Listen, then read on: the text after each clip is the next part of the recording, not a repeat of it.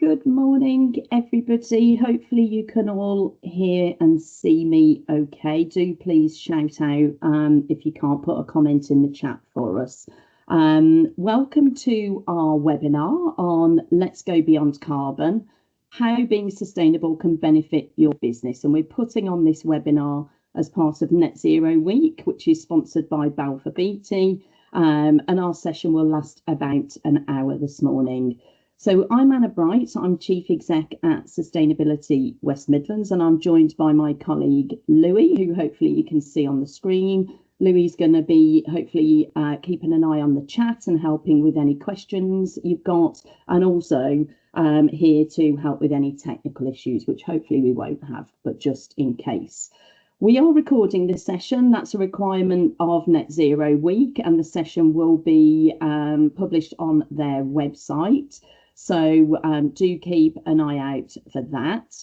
And just to let you know the format of the session this morning, we're going to show a recording of a webinar that I recorded with two of our wonderful members, Mills and Reeve and Detertech, and they're going to be talking about how their approach to sustainability has not only resulted in carbon reduction, but also in much wider benefits to their business.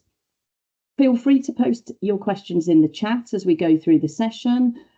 Jess and Richard from Detertech are with us, so they'll be looking out for your questions. And we'll also have a few minutes at the end for any live questions you'd like to put to them. Before we get into the recording itself, just to give you a bit of information on SWM. We are an independent, not-for-profit organisation, and we've been established for 24 years now. We are based in Birmingham, and we work all across the region and across the whole of the UK as well. We've got a sustainability roadmap for the region, and essentially that's a set of 8 targets for 2030. Things like resource efficiency, clean air, water, energy, and so on. And we've been monitoring that on an annual basis for over a decade now. So there's some really useful information on our website if you'd like to have a look at that. We do provide independent advice and consultancy on all aspects of sustainability. So hopefully we can help with your questions this morning and in the future as well. And we've got a really strong cross-sector membership of over 200 organisations. And as I say, I'm delighted that Mills and Reeve and Detertech have been able to join us this morning to showcase their good practice.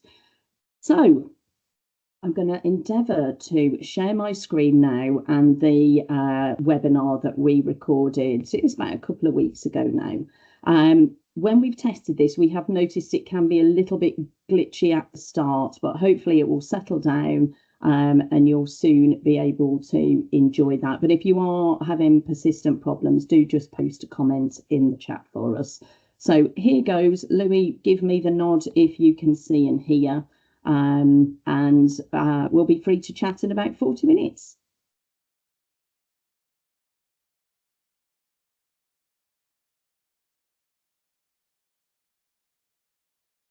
Oh, I don't think we've got volume actually. No volume, Louis. Did you say no volume there? Yeah, no volume. Okay, there's always something, isn't there? Let's give that a go again.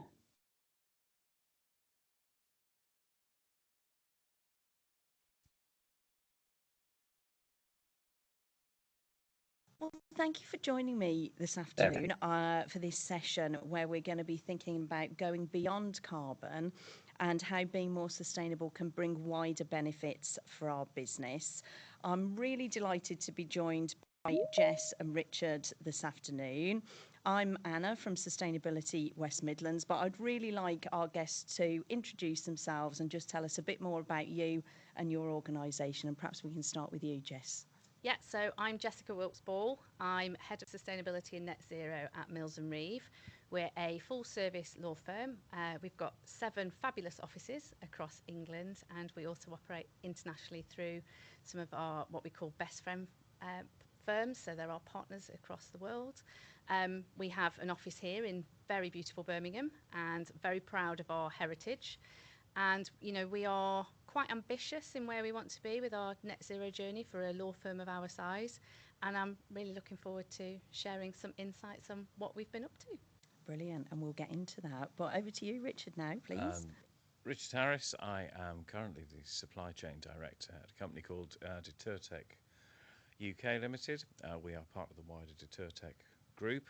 We offer technology-led security services. We provide in many, many sectors. We've been looking through our sustainability journey now for probably 3.5 years, working with Sustainability West Midlands. We operate across 6 countries currently, expanding and looking to supply in further around Europe and the future sort of beyond that. So the markets and the sectors we work and supply into, the sustainability is a very big part of it. And it's something that we've hugely embraced over the last couple of years, and we'll continue to do so. Thank you both. Really different organisations, both members of SWM and have been for many years. So really interested to find out more about your approach to sustainability and the whole breadth of benefits that has brought to you. But perhaps you could start with, the drivers for sustainability. Have you got an overall vision, for example? How did you start on this journey? And Richard, I'll maybe come to you first this time. We've brought together a number of businesses over the last 6 years. We are amalgamation into the one Detertech group. We've taken on some private equity investment, and as part of that and various other aspects of the business, we want to make ourselves more sustainable.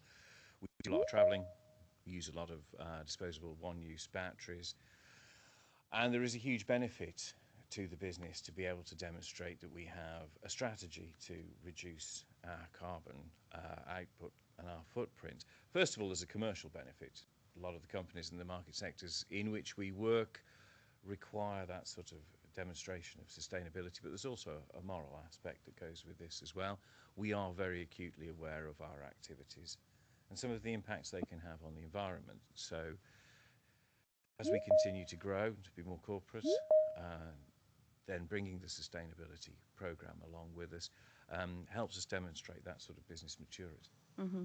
And can I go back to the point you said about the moral obligation and how that sort of sits alongside, your legal requirements and so on? Can you tell us a bit about what that means to you? Well, the ESG is a big part of the businesses we've taken now. And one of those is the fact, as I said, we're aware that we have an impact.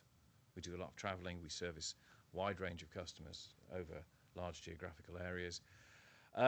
It's about making sure that we do our bit to ensure that there is a legacy of sustainability, that we're not consuming single-use resources ineffectively. So we need to make sure that through our design efforts and our way that we operate as a business and our culture, that we want to be able to show that we're making an impact on preserving natural resources and the environment. Brilliant, thank you. Jess, can you tell us a bit more? It's funny, I tell people what I do for a job and they go, well, why does a law firm need a sustainability person? And actually, when you first step into this role, you sort of question that a little bit yourself. Sustainability as a job in an organisation can feel quite lonely, but actually once you start to delve into what the issues are, what the drivers are, you realise that you are the glue that holds everything together. And we are really passionate about sustainability at Mills and Reeve.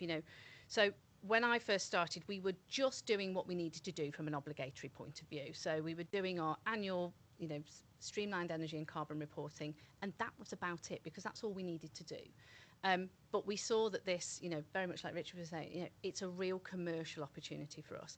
Every bid, every tender, every client is now saying, what are you doing to make sure that the planet isn't going to boil? What are you doing to make sure that you are operating the services that you are providing to us in the most sustainable way? Now, we don't manufacture product, we don't sell product, we sell time. But how do you then convert that into a sustainability metric? Well, we travel, we have buildings, we have operations, we consume energy, water, we produce waste. So our sort of journey to this was, well, let's look at what do we need to measure? So that was the first thing. What are we measuring? And we were measuring quite a bit, but in lots of disparate places. So we spent a lot of time working with colleagues to say, what have you got? What do you need? And then how can we come up with a bit of a solution so we can all harmonise together? I think our biggest success in that world was working with our IT colleagues. Now, we buy a lot of IT services. A lot of things were held in physical data centres. A lot of that has now moved to the cloud. There was obviously emission savings there, but then there's also the impact of cloud data centres and the water and the energy and all of that kind of thing. So we've done quite a lot of work with colleagues on getting them to understand what their impact is, but also how we can help them to understand how do we mitigate that impact, and then where does it fit in our sort of wider chain of emissions. We're still quite early in all of that. I've been in role 4.5 years now, and we're just starting to get a real idea of what that profile looks like. I think the biggest thing for me is being really open and honest up front about what the challenges are, and not expecting people to turn vegan overnight, to start driving an EV overnight, but getting everybody to understand that one small change can have an overall big difference, and that will help us to get to where we need to with reducing our emissions on a near-term and a long-term basis. Thank you. So you mentioned when you were talking then of that when you first started, you were perhaps just doing the basics or a few things, and now you've moved to this really quite holistic approach. How did you get the senior level buy-in for that, and what steps did you go through there? So we framed it really around the risk, the cost, but actually what the opportunity is. So we realised that we needed a net zero target, and you can stick one on your website. Everybody goes, oh, you've got a net zero target. But we wanted to go further than that. So we saw the opportunity to be one of the first law firms of our size to have an SBTI approved target, so Science Based Targets Initiative. If anybody has seen the version 2 that has come out not so long ago, there's a lot of changes within there that will actually help us, and we're also starting to see that where we are in our journey will help us to implement that. But yeah, that was the first thing, was actually how can we get extra skin in the game when it comes to showing to our clients that we won't just stick a date on our website and do a carbon reduction plan. How do we go beyond that? How do we, our strapline is achieve more together. So how do we achieve more to help us to be future proofing? So having that external validation was massive. It was a big job, but we're really proud of having that badge of honour, really, of being an SBTI approved organisation. We aren't the biggest law firm. We've got 1,400 staff, 7 offices, but actually it's really set us above our peers to say we're really committed about this, and that's where I think we started to see the step change on a cultural basis, because people started to go, oh, okay, we do take this seriously. Okay, our net zero date is 2050, but we wanted to have an air of caution until we got a couple of years worth of data under our belt to say, we might be able to change this at some point, but at the moment we need to be cautious because we still really need to understand what sits underneath that data. But I think that was the biggest measure of success, was gaining that accreditation and people understanding that we do take this seriously. So you've had you've got your targets, they're accredited, you're demonstrating the competitive advantage and the commercial benefits, and you've secured buy-in through those approaches and other, it sounds like. How has it worked for you, Richard, in sort of getting buy-in across the organisation for your approach? We're probably a couple of steps back from compared to where you are with that. I think there's a reason that we struggled a little bit with getting our partners, the rest of our group across Europe, to understand why we were asking for this information. It was very much a central function to start with, and that's took a little bit of time to break down. But now that we've got into that fact, we can understand that our baseline data is very thorough. It covers all aspects of our business. There are a lot of things that we do. We design, we manufacture our own monitoring devices, we transport them to site, we collect them again, we do all the back office thing that goes with it, and we process them to end of life. So there's a waste stream that goes with it. So it is quite a complex set of operations, not just the buildings management, etc., and the vehicles as well. How do we power these devices? Can we bring in renewable tools to enable us to reduce our effects? And it is starting to gain that traction now. We have a plan again with 2050, as we've said, and we think we can bring that forward. A lot of the work that we've done with SWM over the last 18 months has shown us areas that we can probably make some faster wins to bring it in, and then the medium to longer term strategies that go with our R&D and our operational activities. So it is a journey.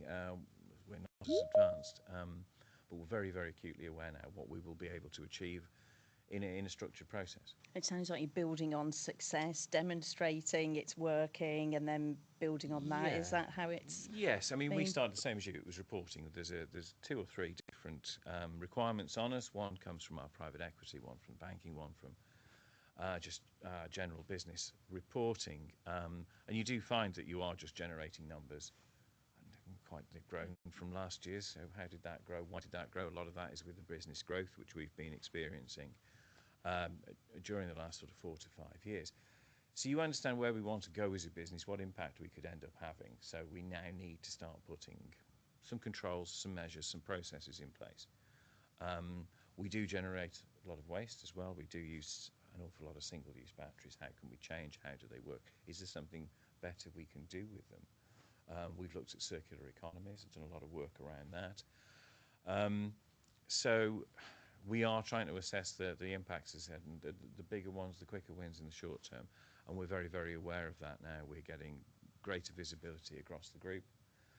It is not just about you will put this in that bin for this reason. It is a lot more thinking and education around why we're asking people to do things as we're asking them. It's not just an instruction, it has a tangible benefit at the end of it. And it sounds like for both of you, data has been so critical, that baseline information as to where you were, where you've moved towards, and demonstrating progress, or otherwise. It sounds like that's been fundamentally important for both organisations. Brilliant. You've both spoken about some of the fantastic successes that you've had and how you've changed behaviour, but I wonder if there have been any barriers or surprises along the way, because I think it's just as important to learn from what perhaps doesn't go as you planned, or isn't a success, as it is what works. So perhaps if you could share a bit on that, it'd be really helpful.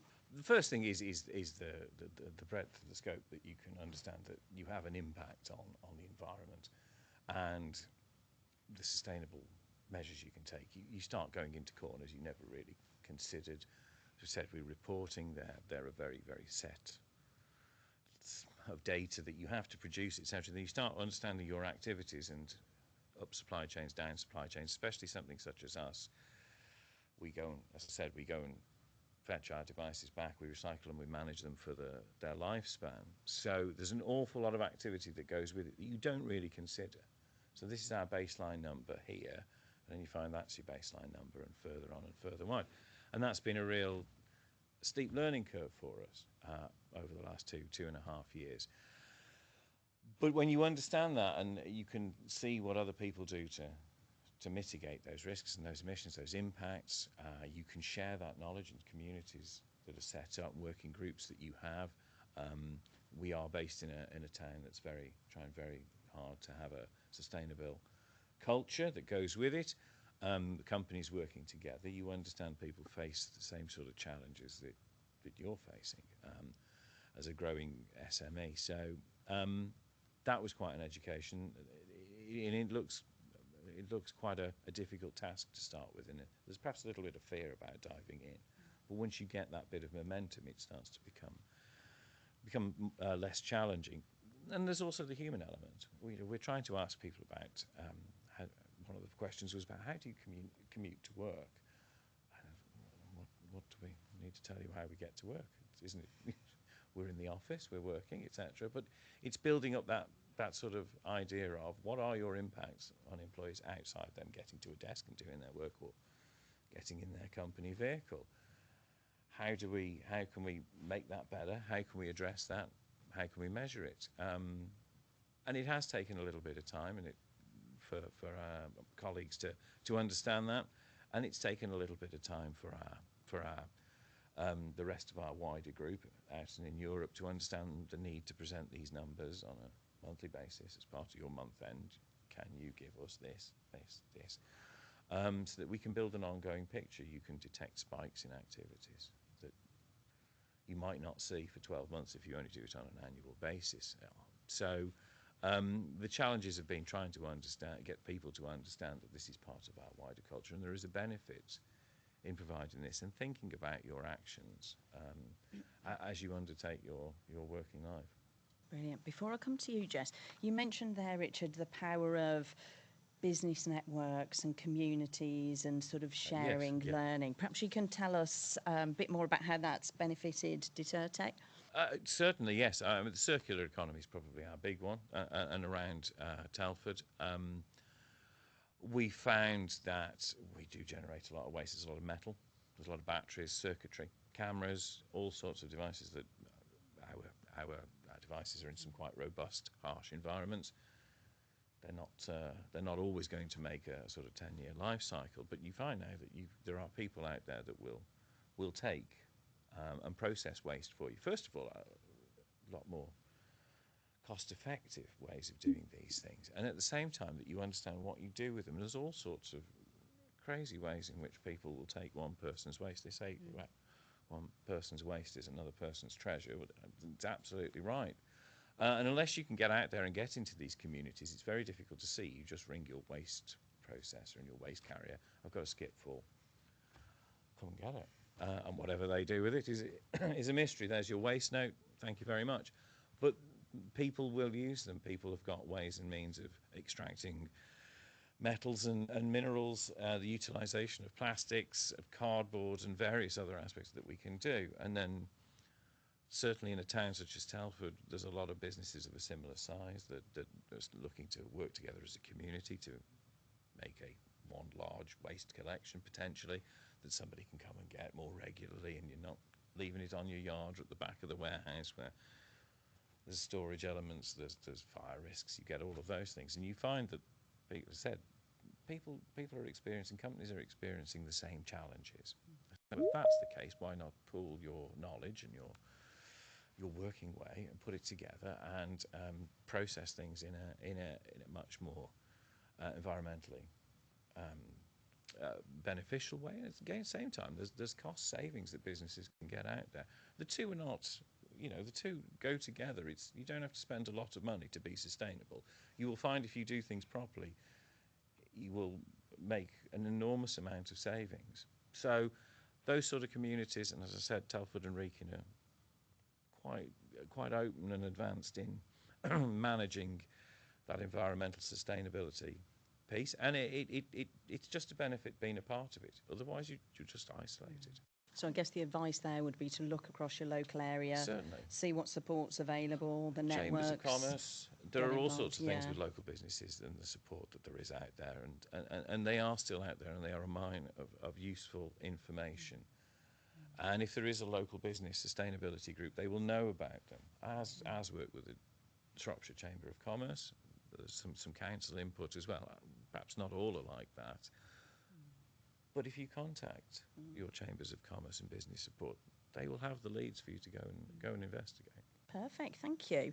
So Jess, what surprised you along the way or has blown your mind? So I think the first bit is you don't realise just how big the challenge is in what we call our sort of scope 3 emissions piece, because we were basing all of it pretty much on spend, and everything's going up in cost. So you have your baseline year emissions, then the next year comes in and it's gone up again, and you feel a little bit disheartened by it. You're like, oh crikey, I'm clearly not doing a very good job here because our emissions have gone up.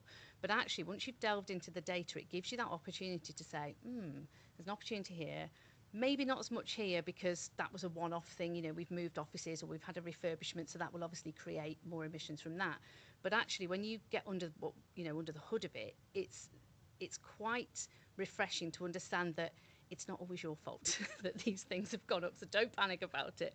I think, the other thing is these things take time. Now, I like to work at 1,000,000 miles an hour, as you well know, Anna, but I think the biggest piece of advice I can give anybody in this world is don't be disheartened and take your time and really look at the areas where you can make some really nice, quick wins that bring people on that journey with you. I had to laugh about your commuting point. So for the first year, we wanted to ask our colleagues about how they commuted to work. There was uproar.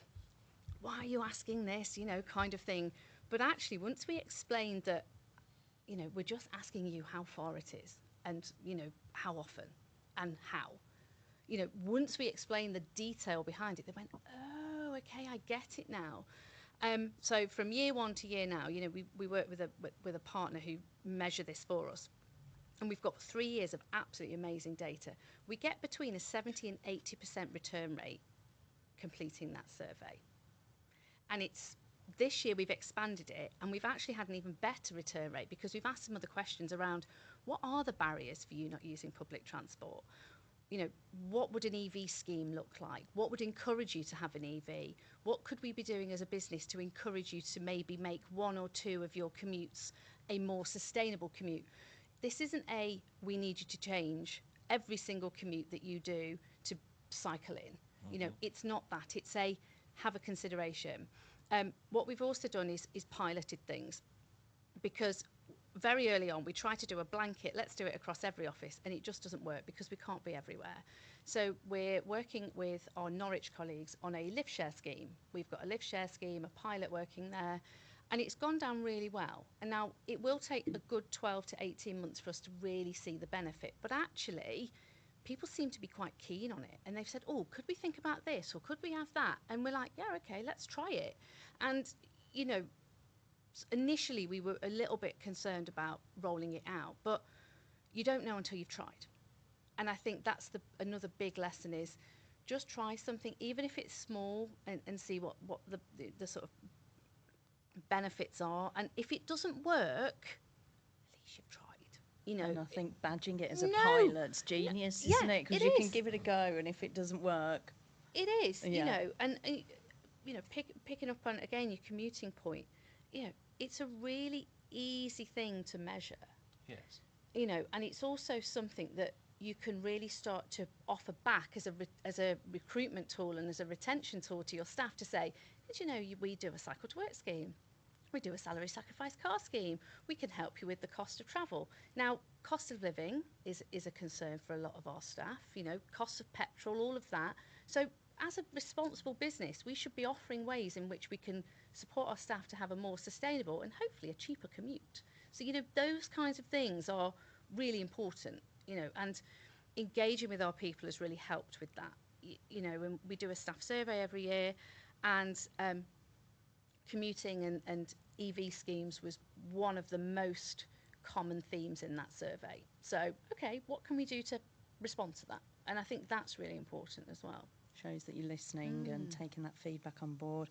Brilliant. So you both mentioned reporting and communication, and quite often when we're speaking to businesses, there's a bit of nervousness sometimes on what they put out into the public domain, how much they share, how transparent they are, because I think they fear that even though they are doing good work, does it open a can of worms and they get asked more questions, difficult questions. So how have you gone about that with your reporting and communications around sustainability?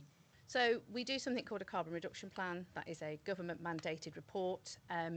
We do that. That's on our website. You can go and find it. You can go and see, previous ones on that. So, we have to do that legally. And as a law firm, that's the last thing you want to do is not do something that you're legally obliged to. So we do that. Then on top of that, we want to go over and above. We're very open and honest in where we are in our journey. We have our SBTI accreditation. So we are being very open and honest in terms of where we want to get to and how we're going to get there. We are still working on some of that narrative around how do we communicate that in a really taking complex information and making it really easy to understand. So it's moulding things to the different audiences. The other thing we've done is we've done our first ever responsible business report, which shows that sustainability isn't just one piece. It sits in the wider frame of, you know, looking at diversity, inclusion, our wellbeing work, our stuff around, you know, social mobility, social engagement, you know, social impact. It all sits together under that one umbrella. So having that this year has been a real benefit to us as a firm, because we can push that out to our clients to say, well, what are you doing? And we can say, you can read about it, you can watch our videos, you can hear our case studies. So that piece is really important. You know, we really want to be using real examples and case studies, and I am going to bang a little bit of a drum for my adopted hometown of Telford. So we've started to bring biodiversity to the fore of what it is we're trying to do from a sustainability perspective, because you can get bogged down in the data and it does get a little bit dry after a while. So what we've tried to do is flip that round and say, well, what else can we do to show to our clients that we are putting our money where our mouth is when it comes to sustainability environment. So we've been working with Smallwoods, who are based in Telford, and we've been working with their social forestry schemes, and they support people who've been referred through the NHS or the MOD, and working with some really vulnerable people. But actually, what we're being able to do there is go back to our health clients and back to our other clients to say, you know, we're really supporting people in the community. We're really investing in the environment and sustainability because it matters. And it matters to us because being good custodians of the environment it's just a good thing to do. It's just the right thing to do. So when we talk about our reporting, we also talk about the human element of it as well. So, you know, we've got our projects in Telford, we've got a project in the north where we had Millie the goat last year, who was doing some social work around removing bramble. So we paid for Millie to remove some bramble. And we've also invested in 2 young people to become oyster farmers over in Norfolk. So we're taking that element of sustainability, we're doing all the reporting, but we're then actually turning it into real tangible community-based benefits as well. Which is what people can relate to, can't they, and engage with. That's brilliant to hear, thank you. What about you, Richard? As we're a little bit further back in our progress of what we do, we're very, very keen to show that we're not greenwashing in any way. So we are still building a lot of systems around what we're doing, and it is still focused mainly around our office in Telford, despite the fact that we have 7 offices across Europe. So it's about trying to also show that what we do in one centre we can replicate into others. We do some work with the local community. We've been out again similarly with the forestry that we've been to work with them, and we have volunteering days as well that we try and encourage people to work with charities, with local environmental and social groups. There are a number of things that we are discussing. So over the next sort of 18 months, there are things that we would hopefully start to be able to put into place that we can shout more about. Again, at the moment, it is very much about us putting our structures together and our systems in place and changing our culture ever so slightly. I'm not quite as advanced as you are with that. So we're very cautious about what we say. There are projects in place that we'd like to shout about when they come to fruition. There are the badges that we have. Obviously, we have the SWM. We are part of TSEC. But at the moment, it is very much focused on planning how we're going to attack our strategy and approach, and what we can do in all of our sites, because we're based at the Telford office, which is our registered office and our main assembly manufacturing site. We kind of focus there more at the moment. Once we start moving that out, it would be a great thing to be able to do with the local authorities where we operate, and to be able to show that we have these green credentials. We've got proper net zero targets, and we operate in a very highly ethical way in those areas. That's kind of our approach. It is still very much in the planning, but we have an understanding of where we want to take it. But we just want to be very aware that we don't say things that we're not as yet doing. Yeah, very relatable to the situation I described that other businesses share with us. So we'll watch this space. Well, you can. I think a lot of companies can start shouting about these things, and you scratch the surface sometimes. Yeah. And we want to operate in a highly ethical manner. So it is very. We'll we'll shout about what we're doing and publicise what we do when we've got a programme in place. Sure. Well, you have both shared some brilliant work today, really inspiring and, very different, which I'm sure people watching this will really appreciate. But what's next for you on your sustainability journey? I think for us, it's building on that place-based approach. The project that we've done in Norwich has been really focused there because we saw an opportunity. And I'm picking up from what you were saying, Richard, about looking at what's happening in the local areas. So, we have an office in Oxford. They're really committed to reducing emissions in the city. So what can we do as a responsible firm to help to support that? So around commuting, around travel, around making sure that the office we choose has got, the best EPC rating, that we're using really sustainably, locally sourced materials in that office. And we did that here in our Birmingham office as well. And then pulling together a bit of a mapping exercise of what's happening in each local authority and what can we do as a business to support our colleagues who are based there, but also what do our clients in that area want us to be doing. I think we've very much moved away from a overarching responsible approach to sustainability of we have a net zero target and they go, that's great, but what are you doing in Birmingham, for example? How are you supporting future lawyers? How are you making sure that the claims you're making are in line with the Green Claims Code?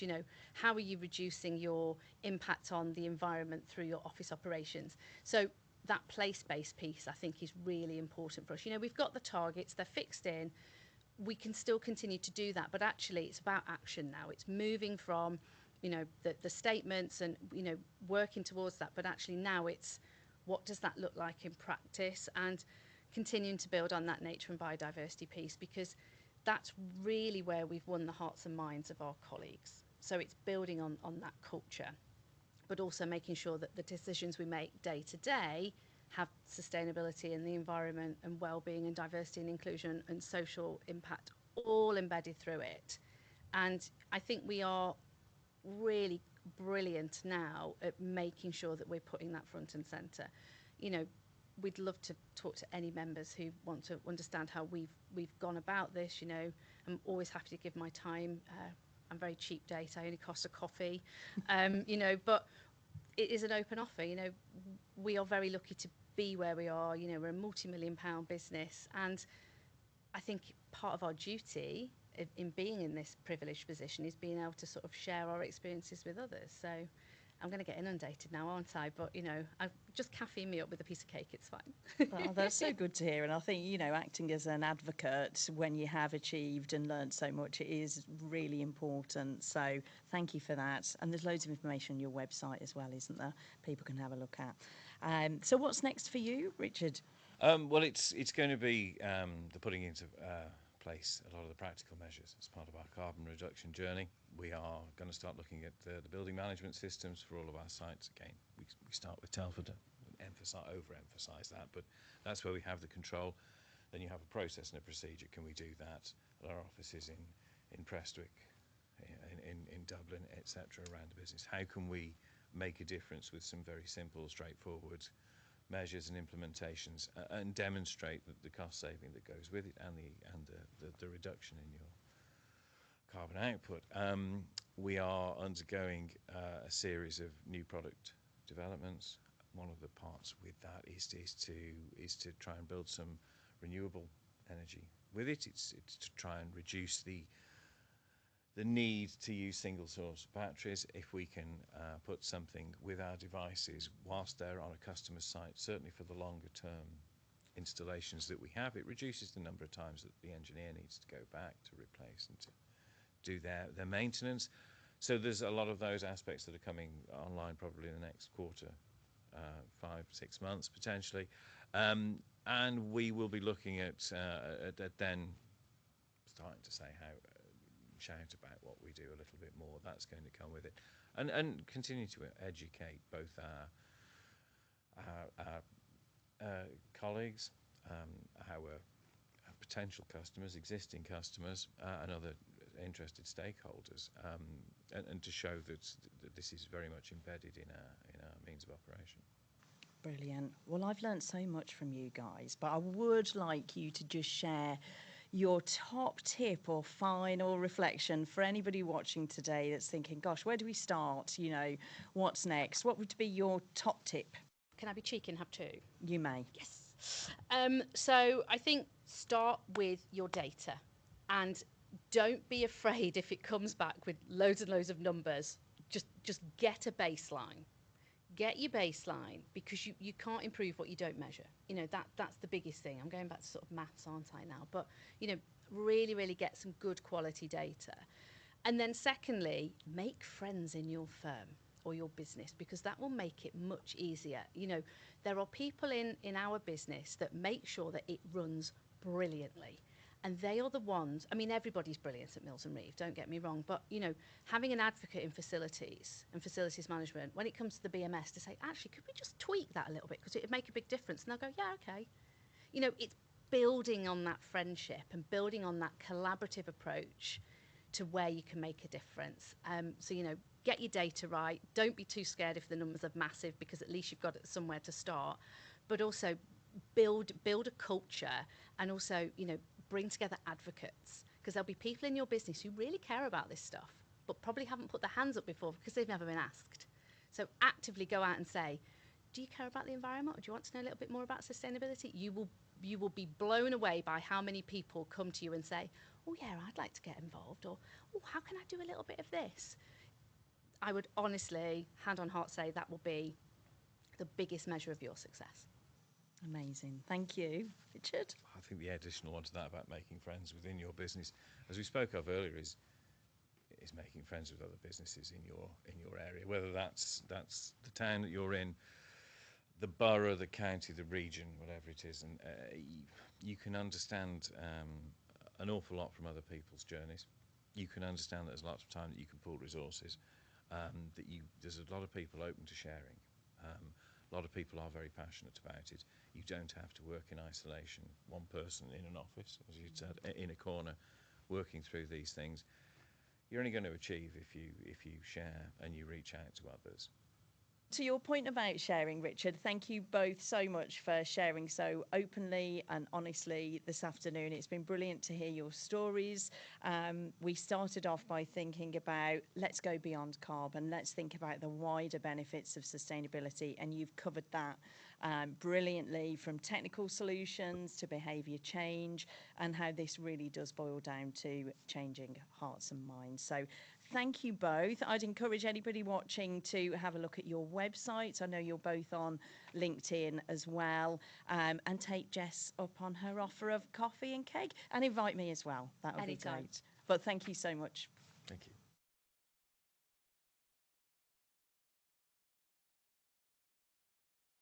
Brilliant. I hope you could all see and hear that okay. I mean, I thought that was such an interesting conversation. Absolutely loved getting to know the stories of Mills and Reeve and Detertech. And we do have Jessica, and I hope Richard is with us as well, for any questions you have. So I'm going to have a look at the chat now. You're very free to post your questions in the chat if you have them, or otherwise to pop your hand up, and we should be able to take you off mute so you can ask your question directly, she says ambitiously. So who has a question for Jess or Richard? Don't be shy. I can see Ross with his hand up. Can we get Ross off mute, Louis? You should be able to unmute now, I think, Ross. Taking me off mute is a very dangerous thing. Thank you. I thought it was great and really informative. But I've got a question probably for Jess, if that's okay, perhaps more so. And it's with regard to data and the data collection. And obviously, it's incredibly important. One of the things we do at Auditel is carbon emissions reporting. And I can't help but notice that a lot of that, I think you referred to, that quite a high proportion of the data was spend-based analysis, which perhaps isn't as robust perhaps as activity-based. And so I just wondered, whilst I understand completely that the SBT accept this and it's part of the GHG protocols, but the question is, are you looking to move more towards activity-based carbon emissions reporting rather than spend? based analysis? If that's not too geeky a question, sorry, everyone. No, I love geeky questions. So yes, is the quick answer. It was the top recommendation in our SBTI approval report to move away from spend-based estimates to direct emissions-based estimates. We've seen quite a step change with collecting that data from our travel. So we've done a big drive around making sure people, and I don't mean this to sound big brothery, but to ensure more compliance with booking through our online travel system. Numerous reasons, firstly, we have a duty of care to know and understand where our people are at any time. We live in a world where things can occasionally go a little bit wavy, shall we say. So we're trying to do more compliance through that. When claims are put through for travel, we're also being able to download the actual receipts so we can see where people have gone from and to. So we're getting a much more granular detail on that. A lot of our business travel is in the UK. We have very few international events or travel. So that element is not quite as much of a worry. So I think we've probably got travel down now. Commuting, we're getting much better at. We've got 3 years of really robust data. And we're seeing a year-on-year increase in the number of people providing that data. And then spend-based. So we've partnered with an organisation who are assessing our supply chain and using their database to be able to collect the direct emissions metrics from our core suppliers. Now, a lot of them are your big tech companies, so they're already reporting that data. And then we're now looking at a way of which we then target the next layer of suppliers. So anybody who's coming to us as part of an RFP exercise has to go through that system. They have to provide us their carbon data. So we're moving more towards that direct emissions data. We had very little the first year. And now, actually, I was chatting to our head of procurement this morning and showing her the difference between emissions based on spend for hotels versus actual number of nights. And when people see it in black and white, they then start to really understand what the differential is and why we should be getting more compliance booking through the system rather than outside of the system. Lovely. I think that answers your question, Ross. So thank you for that. Thank you. Next, I think we've got Veronica Breams, and you should be able to unmute Veronica and ask your question.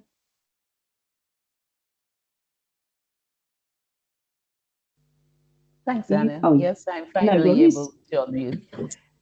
I'd like to thank Jessica and Ross for their presentations, quite informative, and I may be able to get on camera as well. So I was interested in their approach to integrating sustainability, because measuring carbon emissions is just one strand of sustainability. So I was interested in their approach in terms of getting buy-in internally and the fact that they are transitioning to or moving away from spend-based only.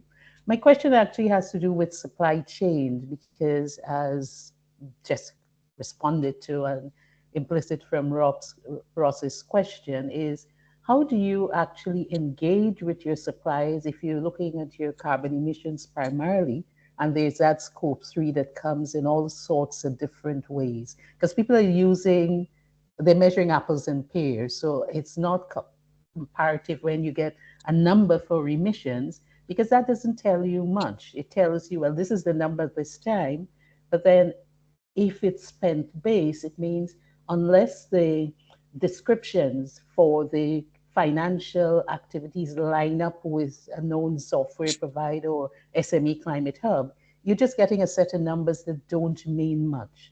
So I'm interested in terms of how you're actually meaningfully engaging with your supply chain, especially the small and medium enterprises in the supply chain that don't have an obligation from a regulatory perspective, but will have it from a procurement. So we've cut the data at a certain amount, firstly. So anything below a certain spend, we're just not engaging in that area at the moment. And because of, we're a 180, 190 million pound turnover business. So a lot of our spend is in that higher piece, and a lot of it is tech. A lot of it is because we are a support services business, how we would be, we buy other kinds of support stuff. So, you know, we've looked at it in a way of, well, what data can we get? So who do we know who is already sharing this data, and what's the carbon metric on that? So if it's based on turnover, we know how much we spend. That's pretty much what the GHG protocol say you can do. So that's where we've gone down that route. We will not be putting every single supplier through the rigmarole of filling out all of this information, because it's just not fair on them. And actually, we also apply an element of risk as well as spend. So if we don't spend a lot of money with a supplier, but they are really critical to the business, we take that on a case-by-case basis. You know, something like, you know, the people that provide our post services, for example, you know, we don't send a lot of post anymore, but it's really critical, especially if you've got to get, so we would include that supplier in that scope. You know, so there's different lenses that we would put through it, and our supply chain isn't huge. You know, for a business of our size, we're quite lucky. You know, I hold my hands up. You know, nearly all of them are within the EU.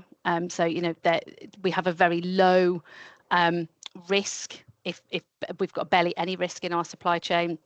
We're starting to build a bit of a supplier code of conduct. So if a supplier is coming to us and they're going through a certain process, they would have to sign up to that code of conduct, which means providing us with their details for carbon, for their cyber essentials, data protection, modern slavery. So each is a case-by-case basis, and we're looking at it through a category lens as well. So looking at the really critical things that if we didn't have that supplier, or if we decided that they're not complying, what's the risk if we get rid of them? Is it absolutely going to make the business fall over, or is there an alternative? Thanks, Jess. Richard, are you able to share a bit on how you work with your supply chain? Yes, of course. The same sort of thing applies, really. We have a wide range of suppliers, given the nature of the business, and they are global as opposed to just being fairly local or EU. We looked initially really at those at a tier 1 level and a tier 2 level. We go through their data as they provide it to us.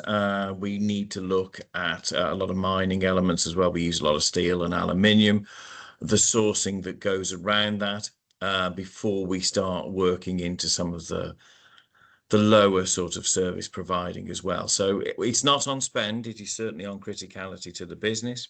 Again, a lot of the software services and people like that tend to be the larger players in the marketplaces where we can go and get their information. We can work with their account managers at that level. And as alluded to in the interview that you've just seen as well, we're probably not quite as advanced as Jessica with hers. So it's a very much a part of the onboarding.